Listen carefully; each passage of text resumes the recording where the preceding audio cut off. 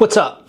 Alright, today guys, I know it's been a hot minute since I've talked about anything Loadmaster related, but I decided that now is the time to talk about 1 Alpha 1 X2 and what that means, especially for those of you interested in joining the Air Force, enlisted wise, to fly airplanes. 1 Alpha 1 X2 is the merger of 3 AFSCs, previously being Loadmaster, Boom Operator, and Flight Engineer, merging into one AFSC now known as the Mobility Force Aviator. Yay! So, what does that mean and why is it different than previous AFSCs? So, initially you had Loadmasters, Boom Operators, Flight Engineers, and they each had the same airframes. Some of them had different airframes, but the way it went was you would go to aircrew fundamentals and then you would go to your basic course. So for me it was basic Loadmaster course.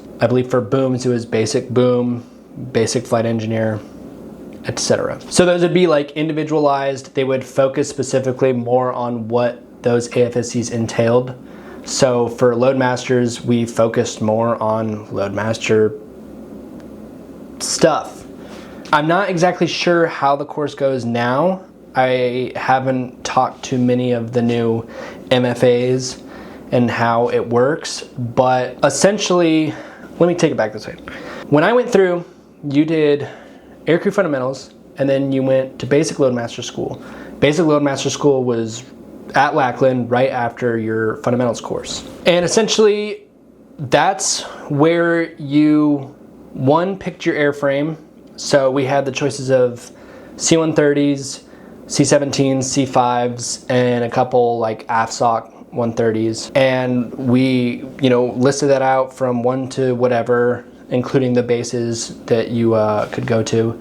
And then you did basically, I think it was like a 6-week long course.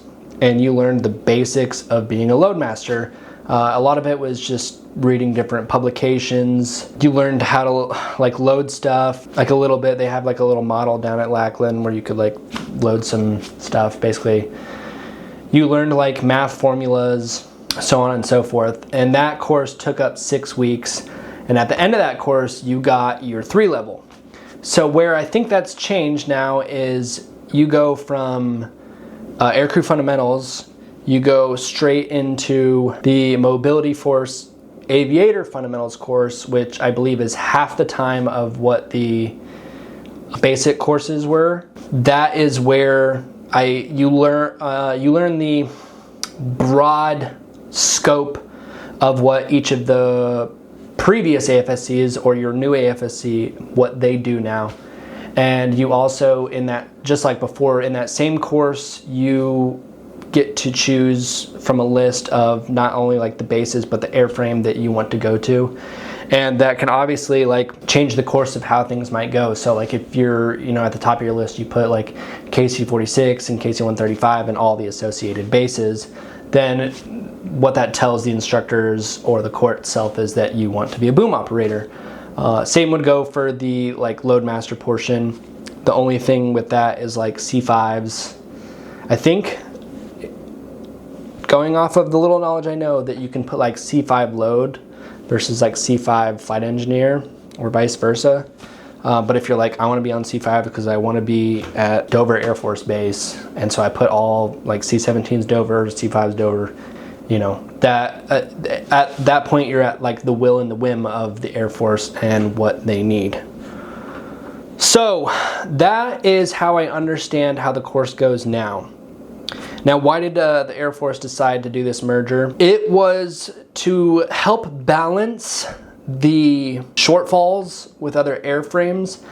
Instead of let's say C-17s have way too many Loadmasters and we need more KC-135 boom operators. Well, for me, because I was part of the legacy program, I would have to go back to MFA fundamentals, which would cost the Air Force a little bit more money. Now, for people who've gone through the MFA course, they don't have to go back to the MFA course. They can just go back to the IQT, which is the initial qualification training. I believe it's a way to kind of manage shortfalls in airframes versus AFSCs, and it helps kind of like merge a lot of those things together. How well is it working?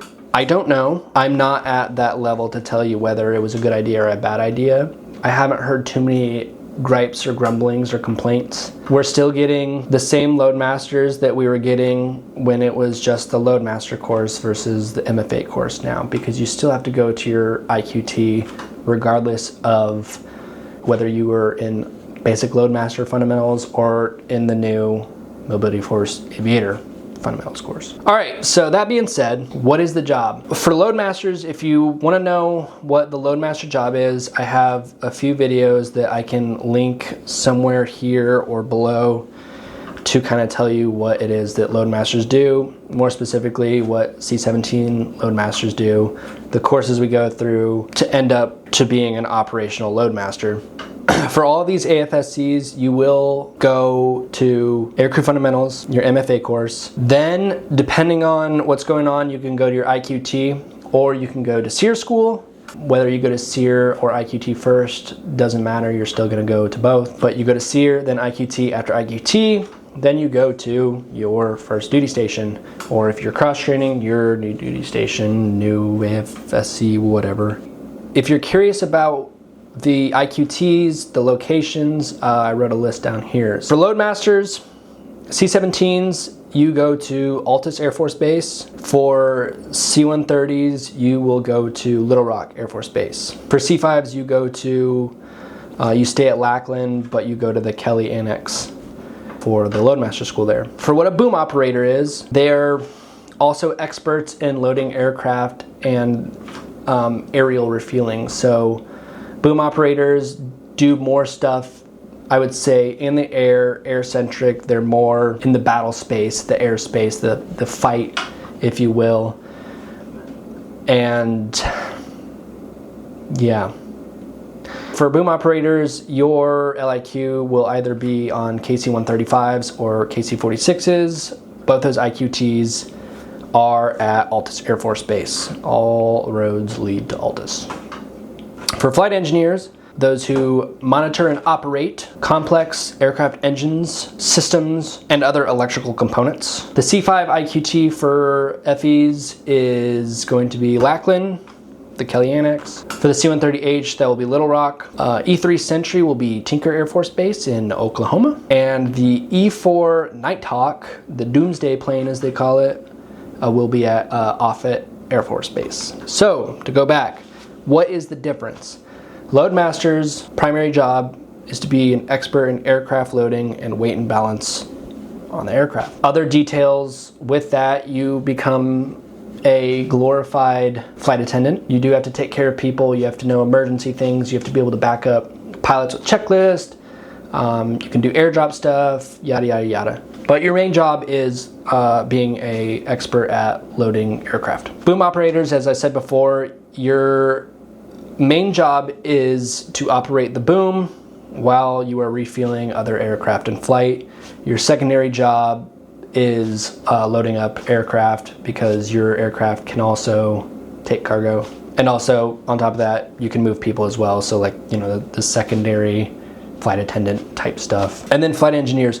I'll be honest, I have no idea what you guys do. That being said, I know that usually it used to be maintenance. You had to be like prior maintenance, or like you had to get an exception to policy letter to be a FE, but very subject matter expert heavy on systems. You're the guy who looks at the wall of gauges, backing up pilots with checklists, just general monitoring of systems.